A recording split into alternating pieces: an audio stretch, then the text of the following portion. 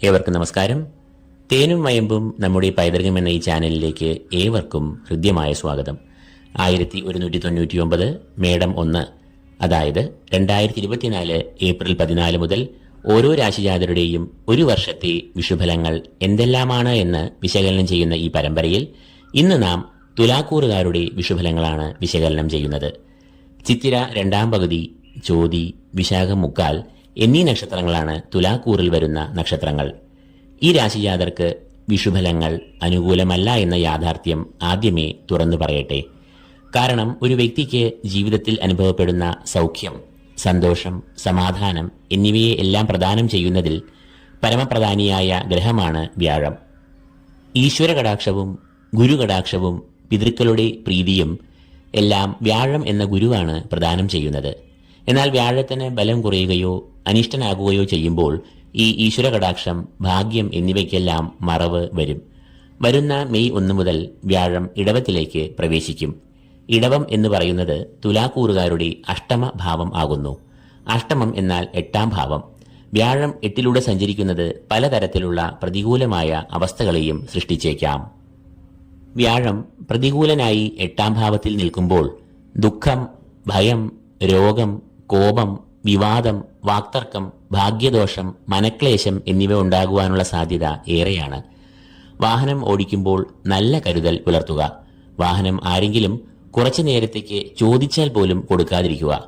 കാരണം ആ വ്യക്തി നിങ്ങളുടെ വാഹനവുമായി പോയി വല്ല അപകടത്തിൽപ്പെടുമ്പോൾ അതിന്റെ ഉത്തരവാദിത്വം, കേസ് വഴക്കുകൾ എന്നിവ തലയിൽ വരിക വാഹന ഉടമകളായ നമുക്കാണ്. സാമ്പത്തികമായും ഏറെ കരുതൽ ഈ സമയത്ത് ഈ രാശിജാതർ പുലർത്തണം.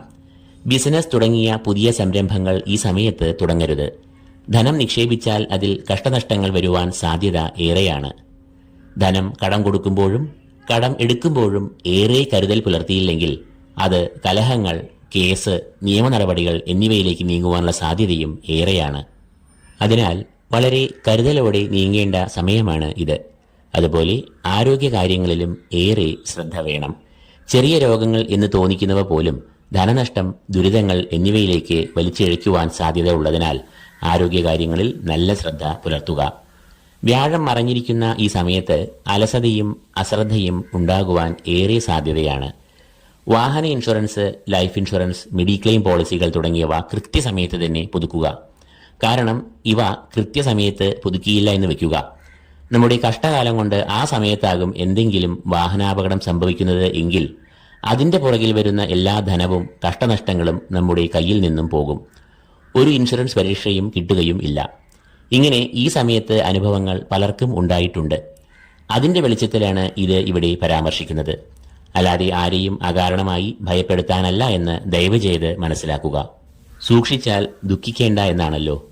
കാര്യങ്ങളിൽ അശ്രദ്ധ, അലസത എന്നിവ ഈ സമയത്ത് അലട്ടുന്നുവെങ്കിൽ കാര്യങ്ങൾ എല്ലാം ഒരു ഡയറിയിൽ ഇന്നത് ഇന്ന സമയത്ത് മുടക്കം കൂടാതെ ചെയ്യണമെന്ന് എഴുതി വയ്ക്കുക. കൂടാതെ മനസ്സ്, ധ്യാനം, യോഗ, ഭക്തി തുടങ്ങിയ സത്വഗുണ പ്രധാനമായ പ്രവർത്തികളിലേക്ക് വ്യാപരിപ്പിക്കുക. മനസ്സിൽ ഉളവെടുക്കുവാൻ ഇടയുള്ള ക്ലേശങ്ങൾ എന്നിവ അകന്നുപോകുവാൻ ഇത് ഏറെ സഹായിക്കും. വ്യാഴദോഷപരിഹാരമായി മെയ് 1 മുതൽ മഹാവിഷ്ണുവിനെ ഈ രാശിജാതർ നിർബന്ധമായി ഭജിക്കേണ്ടതാണ്. വിഷ്ണു സഹസ്രനാമം ജപിക്കുന്നത് അതിവിശേഷമാണ്. വ്യാഴാഴ്ചകളിൽ മഹാവിഷ്ണുവിന്റെയോ ശ്രീകൃഷ്ണന്റെയോ ക്ഷേത്രങ്ങളിൽ ദർശനം നടത്തുക. സുദർശന ഹോമം, ശത്രു സംഹാര പൂജ എന്നിവയിൽ ഏതെങ്കിലും ഒരു വഴിപാട് ഇവർ നടത്തുന്നത് വ്യാഴം 8ൽ നിൽക്കുന്ന ദോഷങ്ങൾ അകന്നുപോകാൻ ഏറെ സഹായിക്കും. മെയ് 1 മുതൽ ഒരു വർഷം വ്യാഴം 8ൽ നിൽക്കുമെന്നതിനാൽ ഇവർ ഈ വഴിപാടുകൾ, പ്രാർത്ഥനകൾ എന്നിവ തുടരേണ്ടതാണ്. ജ്യോതിഷത്തിൽ വിശ്വസിക്കുന്ന മറ്റു മതസ്ഥർ അവർ വിശ്വസിക്കുന്ന ദൈവിക ശക്തികളിൽ വിശ്വാസം ഏറെ ബലപ്പെടുത്തുക. അടുത്തതായി ശനിയുടെ നില നോക്കാം. ശനി ഇവരുടെ 5ാം ഭാവമായ കുംഭത്തിലാണ് സഞ്ചരിക്കുന്നത്. 5ലെ ശനി ഗുണദോഷ സമ്മിശ്രം എന്നാണ് പറയുക എങ്കിലും ദോഷം അധികരിച്ച് നിൽക്കുന്ന കാലമാണ് ഇത്. സന്താനങ്ങൾ, ബുദ്ധി, വിവേകം എന്നിവയെ എല്ലാം കുറിക്കുന്ന ഭാവമാണ് 5ാം ഭാവം. 5ൽ ശനി നിൽക്കുമ്പോൾ കാര്യവിഘ്നങ്ങൾ, തടസ്സം, അല്പമായ വരുമാനം, സന്താനവിരഹം, സന്താനക്ലേശം, ബുദ്ധിശൂന്യമായ പ്രവർത്തികൾ എന്നിവ ഫലത്തിൽ വരാം.